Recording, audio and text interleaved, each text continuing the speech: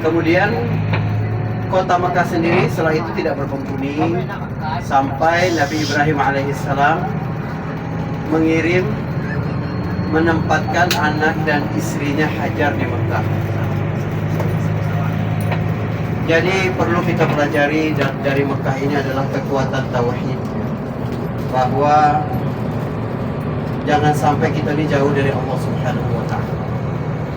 Kita kadang berpikir tuh terlalu jauh, pengen ngurus kehidupan kita dewe, merasa bisa menghidupkan keluarga kita, merasa bahwa kita nih segala sesuatu harus kita yang mikirkan. Tidak, kita cuma pikirkan satu hal dalam hidup ini, taat kepada aturan Allah.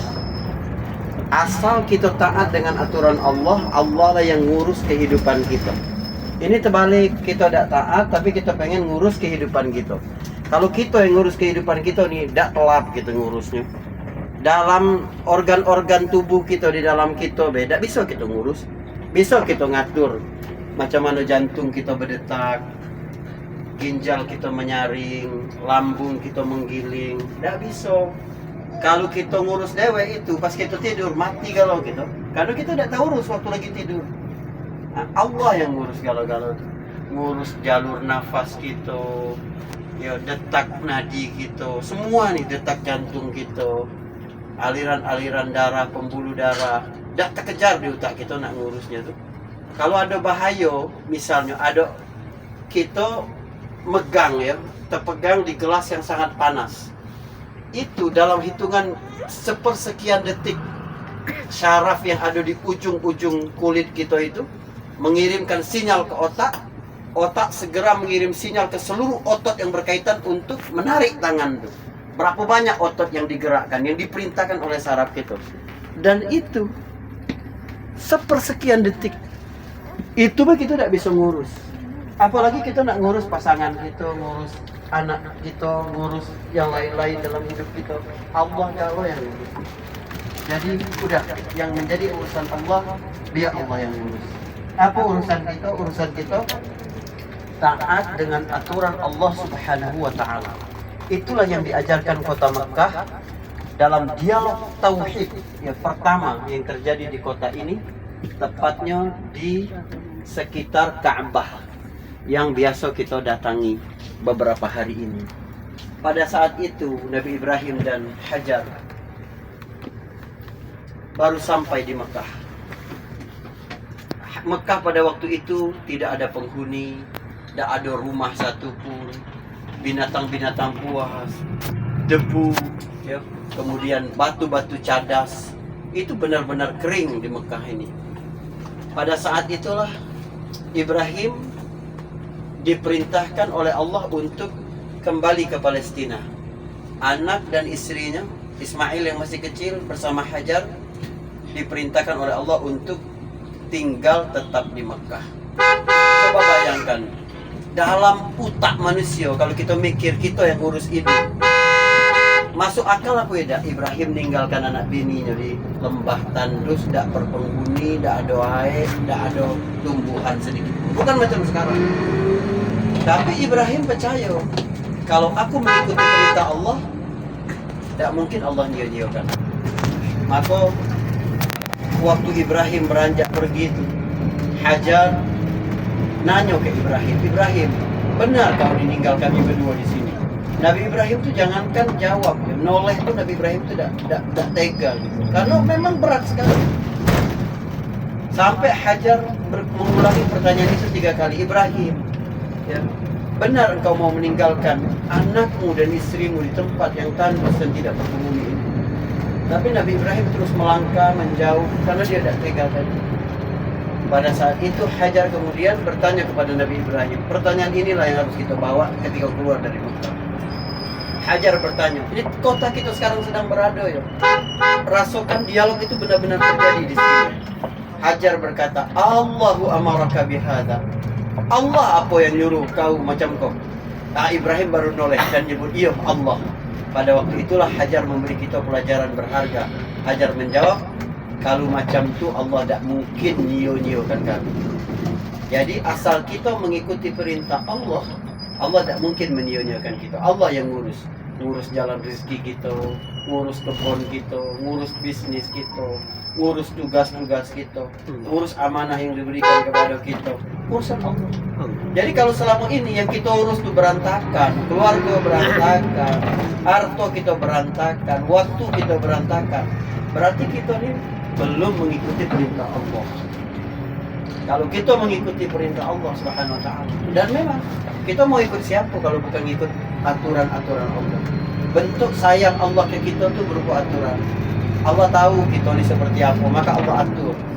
Allah atur waktu, Allah atur kesehatan kita, Allah atur ya adab-adab ketika makan, ketika buang air pun, dalam segala sesuatu diatur oleh Allah Subhanahu wa taala. Dalam mencari rezeki, dalam macam. Jadi kita ketika keluar untuk mencari rezeki, niatkan ini menjalani aturan Allah, maka Allah tidak akan nia-niakan kami.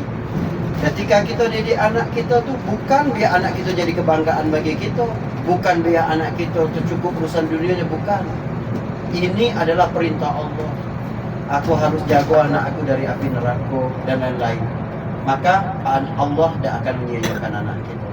Tapi kalau orientasi dunia mengalahkan visi kita tentang Allah, aturan kita, ya, ketaatan kita kepada aturan Allah, maka siap-siap berarti kita sudah menghancurkan kehidupan kita. Kita ini insya Allah lewat di Jabal Sur, tempat Nabi SAW bersama Abu Bakar As-Siddiq bersembunyi dari kejaran orang-orang Quraisy. Tapi kita tidak berhenti ya. Kita tidak berhenti. Ini jabalnya sebelah kanan kita nih, tengok. Itu yang paling itu yang paling puncak itu. Betul, yang paling tinggi. Sebelah kanan base kita nih yang sekarang itu. Itu Jabal Sur. Jadi Nabi bersama Abu Bakar As-Siddiq di sini 3 hari. Perhatikan. Putri Abu Bakar, Asma binti Abi Bakar, ya, itu 3 hari berturut-turut dari dekat Masjidil Haram tuh jalan kaki ke sini. Belum ketik pula bis meridian. Jadi bolak-balik ngantar makanan untuk Rasulullah dan untuk Abu Bakar. Dalam keadaan hamil tua 8 bulan, coba bayangkan. Jadi peristiwa ini terjadi pada 26 Safar. Jadi Muharram Safar, 26 Safar tahun 13. Orang-orang Quraisy itu rapat di parlemen Quraisy, namanya Darun Nadwa. Di mana posisi Darun Nadwa itu? Di belakang Hijr Ismail, dekat kita sholat sunnah, ya, yang kita mencari wak sargawi kemarin itu. Nah, disitulah dekat kita minum zam-zam itu parlemen Quraisy. 27 Safar itu orang-orang rapat, Abu Jahal, lain-lain ini rapat. Akhirnya membuat satu keputusan paling penting di Quraisy ketika itu, bahwa Nabi Muhammad harus dibunuh. Waktu itulah, waktu kayaknya rapat tuh, Nabi Jibril datang ke Nabi Muhammad dan berkata, "Udzina lakal khuruj." Sudah diizinkan engkau untuk hijrah sekarang, wahai Muhammad. Nabi bertanya, "Faman yusahibuni?" Siapa yang bakal menemaniku, kata Nabi kepada Jibril. Perhatikan, hijrah, meninggalkan sesuatu yang haram menuju ketaatan kepada Allah Subhanahu wa taala, itu butuh teman, tidak bisa dewek-dewek. Harus ada circle yang saling menguatkan, ya. Maka Nabi bertanya kepada Jibril, "Siapa yang nemani aku?" kata Nabi. Kata Jibril, "Abu Bakar As-Siddiq." Subhanallah, kehormatan yang luar biasa.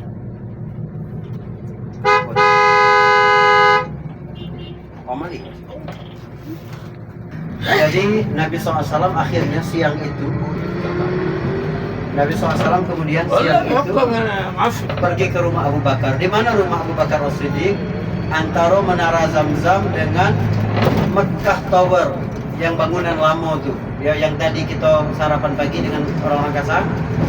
Kemarin siangnya saya sarapan dengan orang-orang Guru. Jadi itu posisi rumah Abu Bakar As-Siddiq. Rumah Nabi di mana? Rumah Nabi dekat Marwah. Dekat Marwah yang kita saling tunggu dekat di situ. Nah, di situ rumah Nabi bersama Khadijah. Jadi Nabi berjalan tapi tidak melalui jalur utama. Pergi ke rumah Abu Bakar As-Siddiq siang. Jadi pada waktu yang sangat terik, biasanya orang tidur siang, Nabi datang ke rumah Abu Bakar. Nabi masuk dari pintu belakang, Nabi juga bukan lewat biasa. Abu Bakar masuk pasti ada sesuatu. Ya, Abu Bakar tanya ke Nabi, katakan ya Rasulullah.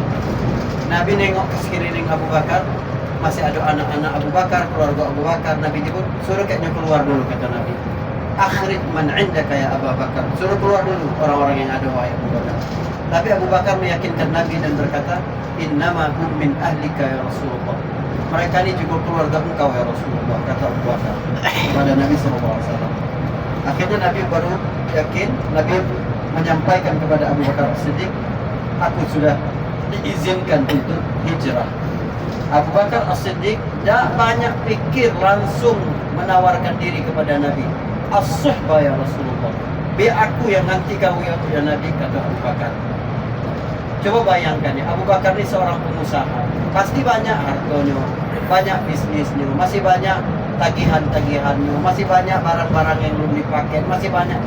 Nah, Abu Bakar begitu tahu Nabi bawa keluar untuk hijrah.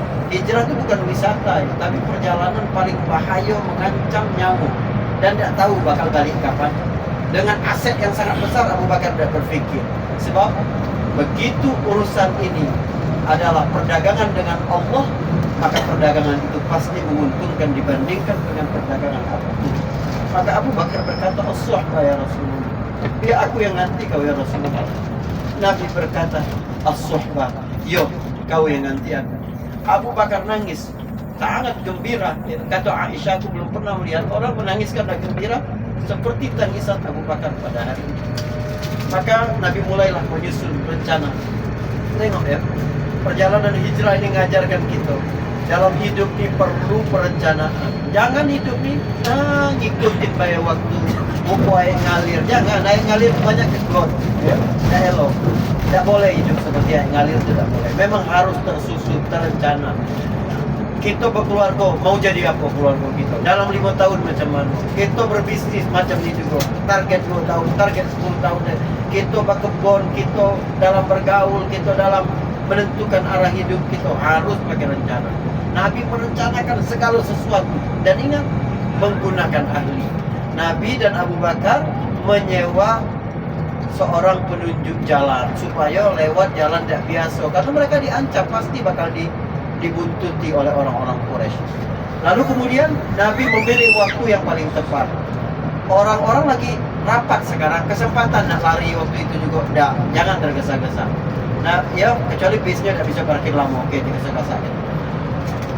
Nabi dan Abu Bakar akhirnya memutuskan akan memulai perjalanannya itu nanti malam. Jadi ingat, ini pelajaran kita bahwa hidup harus ada rencana, tidak boleh tidak. Menyusun strategi dengan pasangan macam mana, dengan anak macam mana, dengan usaha macam mana, dengan pekerjaan macam mana, harus penuh rencana dan harus sungguh-sungguh. Tetapi jangan sekali-kali kita mengandalkan usaha kita, rencana kita, jangan. Bahwa yang terjadi itu pasti yang sudah ditetapkan oleh Allah. Nabi berencana keluar tengah malam supaya orang-orang lah tidur lebih tenang. Rupanya apa yang terjadi? Pemuda-pemuda Quraisy dari berbagai suku telah ngepung rumah Nabi. Tengok, Allah nak bagi tahu Nabi, kamu boleh berencana, tapi kalau aku terkandak lain, tidak ada gunanya rencana itu. Jadi Nabi terkepung, tidak bisa keluar. Apa yang membuat Nabi keluar? Apakah rencana dia? Apakah usaha dia? Apakah kepintaran dia? Tidak. Allah nyatakan Nabi, keluar kamu. Sekarang aku buat mereka ini tertidur. Berarti Allah lah yang memudahkan jalan itu, bukan usaha kita, bukan. Nabi keluar dan mereka tidak dapat melihat Rasul sallallahu alaihi wasallam. Wa ja'alna min baini aydihim sadda wa min khalfihim sadda, ya. Itu terus bahasanya itu terus bahwa Allah menutup pandangan mereka. Nabi meletakkan pasir di atas kepala mereka. Nabi ke rumah Abu Bakar, lalu bersama-sama ke Jabal Sur tadi, Gunung Sur tadi. Disitulah Nabi bersembunyi. Tidak langsung berjalan. 3 hari dulu Nabi di situ, tidak nunggu kabar orang. Macam mana reaksi orang-orang Mekah? Yang menarik, arah Madinah itu bukan arah Gunung Sur, tapi arah sebaliknya. Kita kalau ke Madinah bukan arah sini, tapi sebaliknya. Jadi jarak dari Ka'bah ke Gunung Sur itu sekitar 4 km kalau jalan kaki. Berarti Nabi menjauh sekitar 8 km karena kaki bakal balik lagi ke arah Madinah. Kenapa Nabi tidak langsung ke arah Madinah? Nabi berencana, Nabi berstrategi. Orang Quraisy mesti tahu bahwa Nabi kalau hijrah pasti ke arah utara, ke arah Madinah. Maka Nabi bertentangan arah dulu. Nabi ke arah selatan. Ya. Di rumah sebelah kanan rumah Imam Masjid Haram terkenal Sudais. Yo.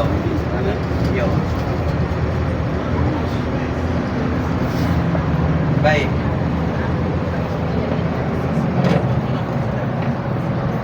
Nah, Nabi itu berencana udah luar biasa tuh. Nabi ke arah selatan sampai 4 kilo. Tapi apa yang terjadi? Orang Quraisy kemudian mengupah pembaca jejak, suruh orang yang pandai baca jejak. Padahal langkah Nabi itu sudah dihapus dengan kambing-kambing peliharaan pelayan Abu Bakar, ya, Amir bin Fuhairah. Tapi tetap dapat membaca keberadaan Nabi dan Abu Bakar. Jadi pembaca jejak itu sampai ke Jabal Sur tadi. Apa kata pembaca jejak itu? Langkah mereka cuma sampai di sini. Kalau kayaknya tidak ada di sini, kemungkinannya cuma 2. Terbenam di bawah bumi atau diangkat ke langit. Saya yakin itu, ya. Dan orang Quraisy udah dekat sekali dengan Rasulullah dan Abu Bakar. Sampai Abu Bakar berkata, ya Rasulullah, kalau mereka ini nengok ke arah kaki mereka, kita ini ketangkap, kata Abu Bakar. Tapi apa yang kemudian terjadi? Nabi menyebutkan kepada Abu Bakar, kekuatan itu bukan kekuatan rencana kita, tapi kekuatan hubungan kita dengan Allah. Nabi berkata kepada Abu Bakar As-Siddiq, "Ma zannuka ya Abu Bakar bi itsnaini Allahu tsalitsatuhuma." Apa yang kau fikirkan wahai Abu Bakar tentang 2 orang kalau yang ketiganya adalah Allah? Mau orang satu negara, satu kota, satu kampung ingin mencelakakan kita, kalau Allah bersama kita, tidak bisa mereka berbuat apa. Jadi kalau kita lagi ada masalah, ya, dalam rumah tangga kita, peluk istri kita, katakan apa pendapat abang, apa pendapat adik tentang 2 orang kalau yang ketiganya adalah Allah. Peluk anak kita, katakan apa pendapat kalian tentang 3 orang, 4 orang kalau yang kelimanya adalah Allah Subhanahu wa taala. Yang saro ini kalau kita meninggalkan Allah, mau kita seramai apapun, kalau Allah tidak bersama kita, tidak ada yang selesai gawe kita, tidak ada yang selesai rencana kita.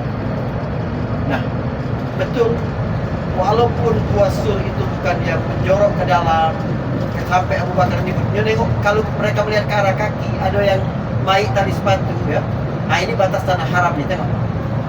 Nah, ini batas tanah haram. Kita sekarang tidak di tanah haram lagi. Jadi kalau sholat di sini sekarang, pahalanya macam sholat di Kasar, macam sholat di Gunung.